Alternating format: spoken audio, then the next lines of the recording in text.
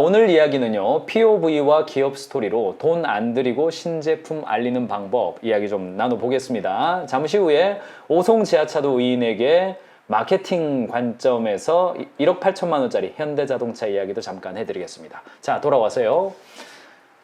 자, 트위터 대항마로서 스레드가 가입자 1억 명을 돌파하는데, 네, 그렇죠. 얼마 걸렸어요?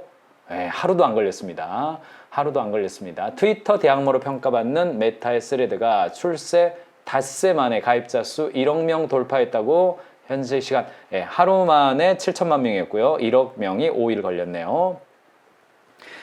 테크크런치는 스레드가 게시물 기능이 없고 트위터에서 인기 있는 기능인 해시태그와 1대1 메시지 기능도 없음에도 단시간에 1억 명을 달성했다.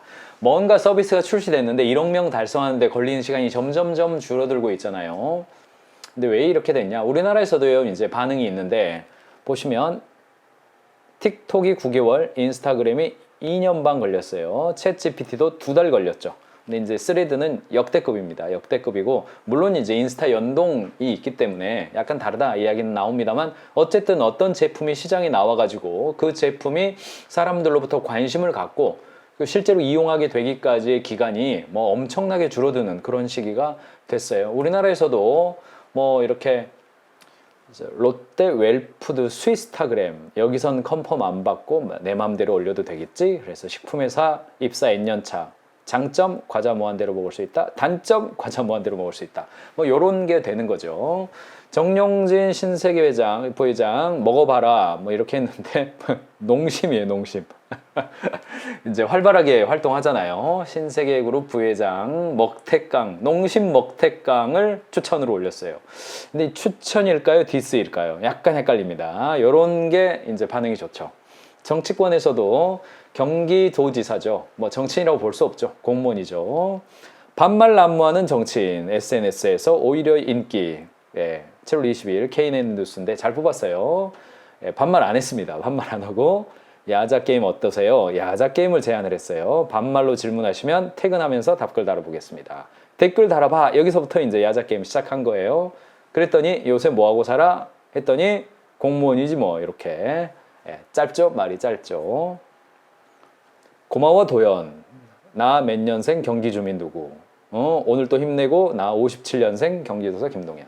뭐 요렇게 이제 하면서 대중들과 아주 친하게 가까이 가는 겁니다. 센스 있게 밈을 활용해서 젊은 층 사이에서 스레드 스타로 떠오르고 있다. 뭐 이런 이야기인 겁니다. 그러니까 뭐 신세계 정용진이나 경기도지사나 자신이 가지고 있는 어떤 뭐랄까요, 실수할까 두려워서 안 하는 문제가 있어요. 이런 거 뭐 그럴 바에는 안 하는 게 낫다. 뭐 이런 이야기들 나오기도 합니다만 어쨌든 경영자와 책임자가 은둔의 제왕으로 구중심처 사장실에만 있는 것이 아니라 고객 최앞단에서 최전단에서 고객과의 소통을 강화하는 거, 이런 도구들이 굉장히 많이 나왔기 때문에 역대 최단 1억 명 돌파 신화슨 스레드 이용자가 70% 급감했다, 이 이야기가 최근 이야기로 또 나옵니다. 엊그제 기사인데 1일 활성화 DAU죠. 1300만 명으로 지난 7일 대비 70% 급락했다. 19분에서 4분으로 시간도 감소했다. 이런 기사가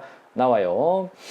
트위터의 1일 활성 사용자는 2억 명이 꾸준히 유지가 되고 있고 하루 평균 사용 시간도 30분에 달하고 있다. 특별한 기능이 부족하다. 그래서 18일 출시 이후로 처음으로 기능을 업데이트를 했고 누가 자신을 팔로우하고 있는지 쉽게 알 수 있는 팔로우 탭과 다른 언어로 된 텍스트를 읽을 수 있는 번역 기능을 추가했다. 이게 어떤 이야기인 거냐면 어떤 제품이 출시될 때 통상 우리 MVP라고 부르잖아요. 미니멈 바이어블 프로덕트.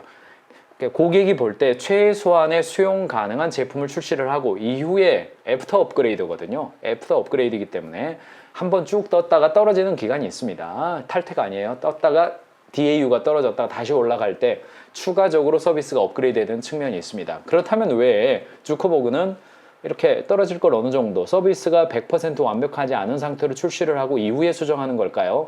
그거는 애자일 문화 때문에 그렇습니다. 그리고 출시하는 시기 관리하는 것도 중요하고요. 그거에 제가 포커스를 좀 맞춰보려고 그래요. 1억 명을 돌파하는 데까지 걸리는 시간, 1억 명을 돌파하는 데까지 걸리는 시간이 구글 번역기가 78개월, 인스타그램이 30개월, 틱톡이 9개월, 챗 GPT 2개월, 스레드 0개월이라고 했는데 5일 걸렸습니다. 5일. 점점점 줄어들고 있는 겁니다. 스레드하고 트위터하고 많이 이렇게 비교를 하는데 스레드가 게시글 수정 불가능, 트위터 가능, 사진 게시 최대 10장, 여기 4장이죠. 영상 게시 최대 5분, 트위터는 2분 20초, 글자 수 500자, 280자, 해시태그 기능 있고 여기는 없었는데 이거 개선했습니다. 있는 것으로. 이렇게 비교를 하는 거예요. 자꾸 비교하는 겁니다. 그러면서 마크 주크버그도 첫 스레드 게시물에 Let's do this. Welcome to thread. 이렇게 되어 있습니다. 가보자. 스레드에 오신 걸 환영한다. 이렇게 되어 있어요. 그러면서 그 다음번 게시글, 이게 뭐 첫 번째 게시글이 어떻습니까? 트위터 첫 번째 게시글이 이제 경매에서 얼마에 팔렸다 이런 이야기 나오잖아요. 그래서 그도 자기가 이걸 오픈하면서 첫 번째 게시글로 자기가 올렸어요. 이게 뭐 나중에 경매에 올라오겠죠. 스레드의 비전은 개방적이고 친근한 대화를 위한 모두의 공간을 만드는 것이다. 이렇게 이제 이야기를 했습니다. 스레드가 공개적으로 저격을 했어요. 왜냐하면은 트위터 이슈가 있습니다. 트위터가 이렇게 뭐라고 해야 될까요? 아무튼 약간 이르자면 보수적인 사람들의 주장이 있죠. 약간 인종차별적인 주장과 섞여 있기도 한데 그런 쪽의 글들을 이렇게 삭제를 했죠. 삭제를 하니까 일론 머스크가 왜 표현의 자유를 막냐 그러면서 한참 이야기를 하다 결국은 트위터를 인수하게 되고 그쪽에 그런 글들이 많이 있다 보니까 이른바 좀 진보적인 계열 쪽에서는 트위터가 혐오 표현을 뭐 조장하고 있다 뭐 이러면서 많이 이용을 안 하게 되면서 그런 어떤 방향성을 보면서 개방적이고 친근한 이 두 단어를 썼습니다. 그러면서 지금 시장에 나와 있는 것과는 다른 무언가가 필요하다. 지금 시장에 나와 있는 게 뭐예요? 트위터죠. 그것과 다른 뭔가가 필요하다라고 이야기를 했어요. 하지만 처음부터 다시 시작하고 싶지는 않다. 뭐 이런 이야기를 했습니다. 그러니까 이제 우리 일론 머스크 열받죠. 열받는데 그런 관점에서 이제 이 두 사람의 셀럽이죠. 두 사람의 셀럽이고 출시 전부터 신경전이 있었습니다. 일론 머스크와 마크 주크버그의 신경전이 있었고 결과적으로는 스레드 출시를 홍보해주는 역효과를 가져왔습니다. 역효과를 가져왔습니다. 그래서 지금 이거 진행 중입니다.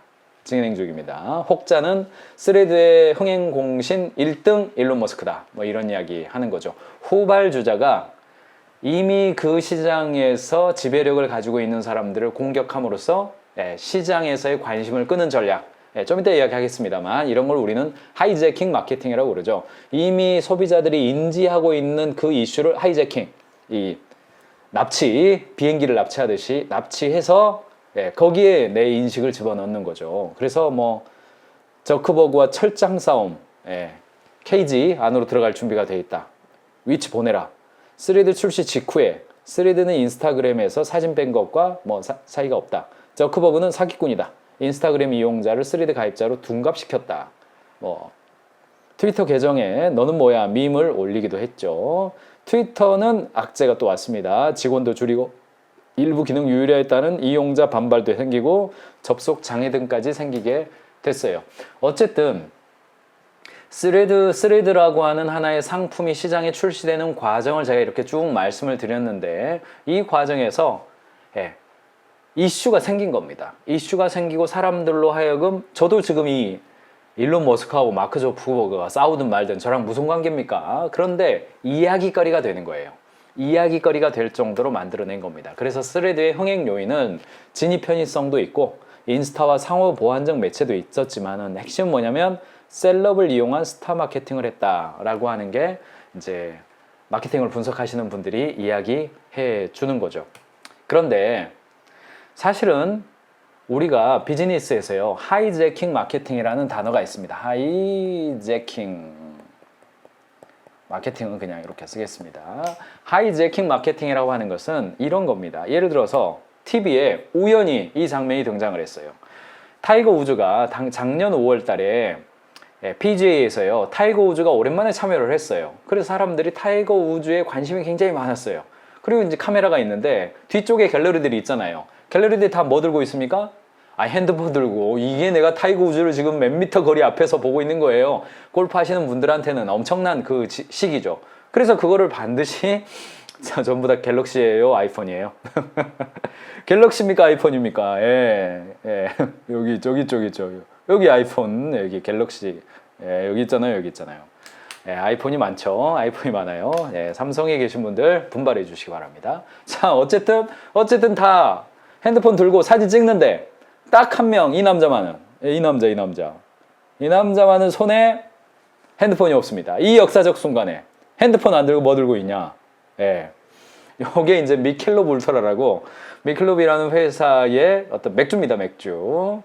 두 손에 카메라 대신 맥주 캔을 들고 있으면서 우주샷을 즐겨보고 있던 마크 라데틱이라고 하는 남자였습니다. 이 결정적 순간에 감동적인 얼굴 표정을 하며, 타이거 우즈의 샷을 눈에 바라보면서, 그야말로 이 미국인들이 지향하는 상남자의 표상 아니겠습니까?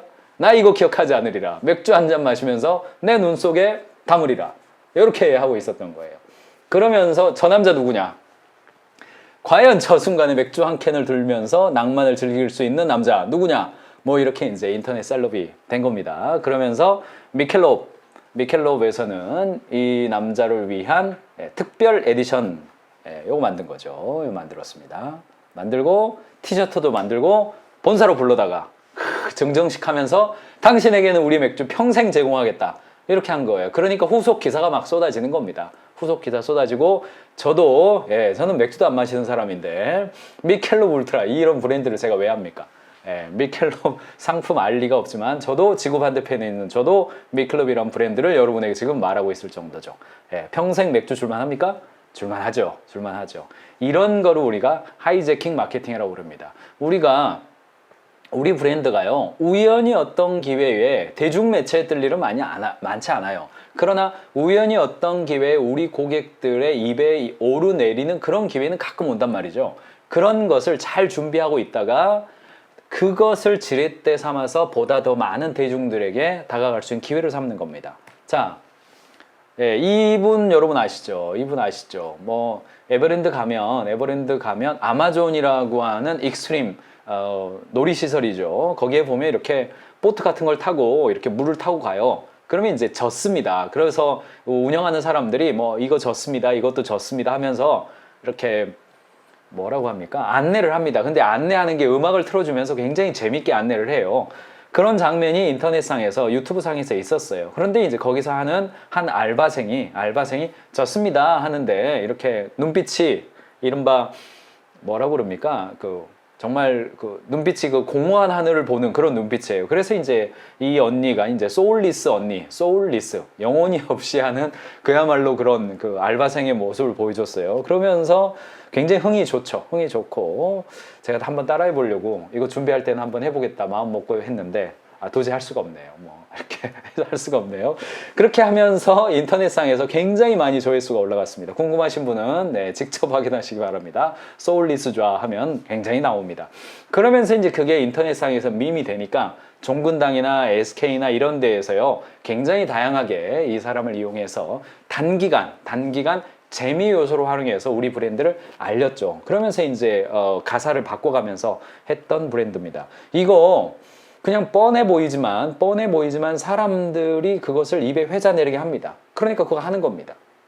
자, 대표적인 하이제킹 마케팅은 우리나라에 사실은 2002년도 여러분들 모두가 뜨거웠던 그때 자, 지금 40세가 넘은 분들은 모두가 뜨거웠던 그때 하셨죠? 그거 모두가 하던 때. 자, 왼쪽에는 KT입니다. SK입니다. SK. 당시에 011. 자, 오른쪽에는 KT입니다. 당시에 017. 자, 이거 왼쪽하고 오른쪽 어떤 걸 더 많이 기억하세요? 대한민국 이게 더 기억나세요? 코리아팀 파이팅 이게 더 기억나세요? 너무나도 당연히 SK 광고가 기억납니다. 근데 여러분 아시죠? 당시에 월드컵 공식 후원사는 KT였습니다. 이 마크 KT 옆에 붙어 있죠. 이 마크 KT 옆에 붙어 있습니다. 모두가 다 이쪽을 기억합니다. SKT를 기억합니다. 그래서 비더레즈 광고 마케팅이었고요. 당시에 4강까지 가면서 011 엄청난 마케팅적 성과를 거두었습니다. 이런 거 공식 마크 다 사용 안 했습니다. 이런 공식 마크 사용은 전부 다 공식 마크 사용은 다 KT입니다. KT예요, 다. 그런데 광고에서는 SK가 이겼습니다. 그게 뭡니까? 왜 그렇습니까? 직접적으로 월드컵을 상징하지 않았습니다. 간접적으로 하면서 월드컵이라고 하는 이슈를 이쪽이 다 가져갔죠. 다 가져갔습니다. 간접적으로 하면서 후원비 하나도 안 내고 월드컵 모든 이슈를 SK가 가져간 거죠. 요즘은 안 됩니다. 간접적으로 하는 것도 규정이 보완돼 가지고 연상케 하는 이미지를 활용하는 것도 그거 엄청난 민사소송 들어옵니다. 요즘은 안 되지만 하이제킹 마케팅에 우리나라에서는 대표적인 사례로 이야기되고 있습니다. 이때 여기 있죠. 여기 송종국, 그다음에 이울용, 우리 안정환, 요게 이제 미국전에서 이제 헤딩골 넣고 이야 포효하는 그 순간일 겁니다. 사실은 하이제킹 마케팅이나 론칭 스토리나 하이제킹 마케팅은요. 코카콜라 론칭 스토리가 이제 제일 유명한 것 중에 하나죠. 코카콜라 제조 비법은 세계 3대 비밀로 꽂히죠. 근데 제조 비법 특별한 거 없다 뭐 이런 이야기 아실 겁니다. 진짜 제조 비법이 뭔지와 상관없이 그 신비로운 이야기로 코카콜라가 성공적인 마케팅 수단을 획득을 했습니다. 초창기는 코카콜라, 코케인 아시죠? 사실은 이제 2차 세계대전 때 뭐 병사들이 코카인 비스무리한 거를 뭐 그냥 많이 먹었죠. 많이 흡입도 하고 했습니다. 여기에 이제 코케인 성분이 뭐 일부 들어가 있다. 뭐 이런 소문이 돌면서 사람들이 뭐 흥행에 막 이슈에 성공했던 그런 사례이기도 하죠. 론칭 스토리 하면 이거 뭐 빼놓을 수 없을 겁니다. 뭐 100년 광고계 최대의 어떤 최대작이다. 이렇게 부를 정도로 뭐 젊었을 때죠. 스티브 잡스 젊었을 때고 1984, 조지 오웰의 1984는 사실 이제 공산주의 전체주의를 비판한 그런 어떤 소설이죠. 근데 1984년도에 그럴 것이다. 배경을 그렇게 만들었어요. 그리고 이제 그런 이미지들, 전체주의 이미지들이 있는데 한 여성이 이 망치 들고 아주 뭐 강렬하게 뛰어오죠. 그리고 이걸 나중에 망치를 여기다 던져버리죠. 그리고 이게 깨지고 사람들이 한 방향으로 전체주의적인 한 방향으로 가다가 다양한 곳을 이동하게 된다. 해방을 선언하는 뭐 그런 이야기입니다. 이게 뭐 대놓고 IBM 저격한 거거든요. 모두가 다 IBM에게 속고 있다. 이제는 맥킨토시로 넘어와라 하면서 이제 엄청난 이슈가 되었던 그런 것이고요. 그걸 우리는 마케팅계에서는 뭐라고 부르냐면 마케팅계에서는 그거를 이제 라이트닝 스트라이크 이렇게 부릅니다. 뭐 천둥 타격으로 번역할 수 있겠죠. 갑자기 번개처럼 번쩍하고 나타나서 고객, 투자자, 애널리스트, 언론의 관심을 유도하고 잠재적 경쟁자들을 긴장시키는 이벤트다. 카테고리를 정의할 수 있는 사건이다. 방법 중에 하나는 컨퍼런스나 박람회 등 타겟 고객들이 많이 모여있는 이벤트를 하이제킹하는 것이다. 이야기 나와요. 그러니까 고객들에게 천둥 타격을 주는 것에 매우 효과적인 방법이 고객들에게 익숙한 그 공간을 하이제킹하는 것이다 라는 겁니다. 그래서 경영자는요, 내가 가지고 있는 제품을 힘들어서 출시를 하죠. 그런데 언더백 기업의 마케팅 자원이라고 하는 것은 한계가 있어요. 한 20억 들여가지고요, 9시 뉴스에 한 달, 아침 7시 뉴스에 한 달, 뭐 이렇게 때리면, 돈으로 그냥 때리면 사람들의 인식도가 되겠죠. 그러나 작은 기업들이 마케팅 자산이 많지 않고 자원이 많지 않아요. 그러면 내가 파도를 일으키려 하기보다는 이미 인터넷상에서 사람들이 관심이 많은 그 파도에 어떻게 하면 익숙한 거 옆에 내가 올라탈 수 있을까? 이것을 감을 세우고 들고 계셔야 된다는 거예요. 그 이야기 제가 해드리려고 그러는 겁니다. 방향성은 크게 두 가지 인사이트예요. 첫 번째는 시장 인사이트고 두 번째는 기술 인사이트입니다. 시장 인사이트는 뭐냐면 고객들이 지금 뭘 필요로 하는가, 고객들의 니즈가 뭔가를 계속해서 살피고 있어야 된다는 거고, 두 번째는 기술의 새로운 등장이 뭐냐, 기술의 발달이 뭐냐를 계속해서 살피고 있는 거예요. 그래서 POV, 즉 포인트 오브 뷰라고 그러는데, 라이트닝 스트라이크는 어디서 오냐면 크게 보면 이렇게 소울리스라든가 월드컵이라든가 이런 식으로 시장의 인사이트 쪽이죠. 유행하는 게 뭔지 먼저 보는 겁니다. 계속 그 감을 가지고 계셔야 돼요. 그래서 경영하시는 분들은요, 이 트렌드 잘 봐야 됩니다. 아, 어떤 게 뜨는구나. 거기에 사용하는 단어들, 그 키워드들, 그 이미지, 내가 어떻게 할 수 있을까?